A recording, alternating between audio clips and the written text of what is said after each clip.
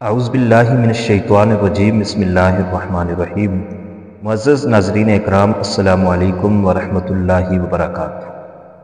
उम्मीद है कि आप सब खैर व आफ़ियत से होंगे।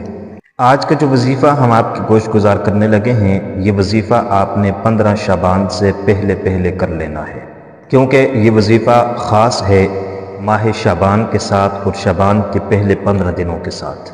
आपने ये वजीफ़ा 15 शाबान शब बारात से पहले पहले आपने कर लेना है, और ये सूरह कौसर का वजीफ़ा है। सूरह कौसर को आपने 15 शाबान से पहले पहले पढ़ना है, और पढ़ने का तरीक़ाकार क्या होगा, तरतीब क्या होगी, वो हम आपके गोश गुजार करते हैं। उससे कबल ये आपको बतलाते चलें कि आपने ये वजीफ़ा किस लिए करना है, आपका कौन सा मकसद इसमें पूरा हो सकता है। सबसे पहले नंबर पर आप ये वजीफ़ा कर सकते हैं किसी भी हाजत और किसी भी ज़रूरत के लिए। आपके दिल के अंदर कोई भी हाजत है, कोई भी मकसद है, आप अपने जहन के अंदर उस हाजत और उस मकसद को रख कर ये वजीफ़ा कर सकते हैं। दूसरे नंबर पर ख़ास आप ये वजीफ़ा कर सकते हैं रिज़्क़ की कसरत के लिए। अगर रिज़्क़ की तंगी है और आप समझते हैं कि रिज़्क़ कम है, रिज़्क़ की तंगी है, या मुलाजिमत का मसला है, मुलाजिमत की परेशानी है, अगर आप ये चाहते हैं कि आपकी रिज़्क़ की तंगी कम हो जाए और आपको रिज़्क़ में बरकत मिल जाए, रिज़्क़ में कुशादगी मिल जाए, तो ये वजीफ़ा आपने 15 शाबान से पहले पहले कर लेना है। ये एक मुख्तसर सा वजीफ़ा है। तीसरे नंबर पर आप ये वजीफ़ा औलाद नरीना के लिए कर सकते हैं कि औलाद तो है लेकिन औलाद नरीना नहीं है। आप किसी अपने जानने वाले को भी ये वजीफ़ा बता सकते हैं कि अगर उसकी औलाद तो है लेकिन औलाद नरीना नहीं है, बेटियां हैं, वो बेटा चाहता है, तो बेटे के ख्वाहिशमंद अगर आप हैं तो आप इस वजीफ़े को कर सकते हैं, क्योंकि बेटे और बेटियां देने वाली ज़ात अल्लाह तबारक व तआला की है। औलाद देने वाली ज़ात अल्लाह तबारक व तआला की है। अल्लाह ने कुरान करीम के अंदर वाज़ेह इरशाद फरमाया है, यहबु लिमन यशाउ इनासा व यहबु लिमन यशाउ ज़ुकूर। अल्लाह जिसे चाहता है बेटियां अता करता है और जिसे चाहता है बेटे अता करता है, और किसी को औलाद दे देता है, किसी को बे औलाद छोड़ देता है। ये अल्लाह की मशीयत है, अल्लाह की मर्ज़ी है। तो हम अल्लाह तबारक व तआला की तरफ रुजू करें और अल्लाह से मांगें जो बेटे देने वाला है।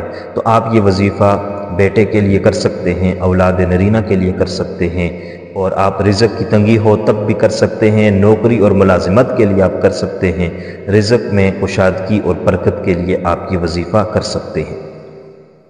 अब आते हैं ये वजीफ़ा आपने करना कैसे है। 15 शबान से पहले पहले आपने सूरह कौसर को 10 मरतबा पढ़ना है, और ये आपने पढ़ना है नमाज फजर के बाद या नमाज इशा के बाद। इन दोनों अवकात में से किसी भी वक़्त आप ये वजीफ़ा कर सकते हैं, नमाज फजर के बाद या नमाज इशा के बाद। बावुज़ू हालत में आपने सूरह कौसर को 10 मरतबा पढ़ना है।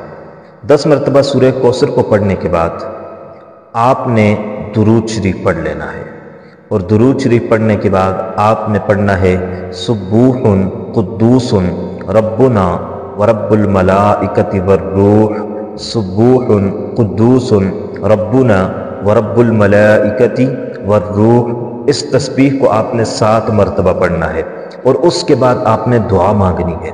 उस दुआ के अंदर आपने जिस मकसद के लिए वजीफ़ा किया, उस मकसद को वाज़े तौर पर अल्लाह से मांगना है।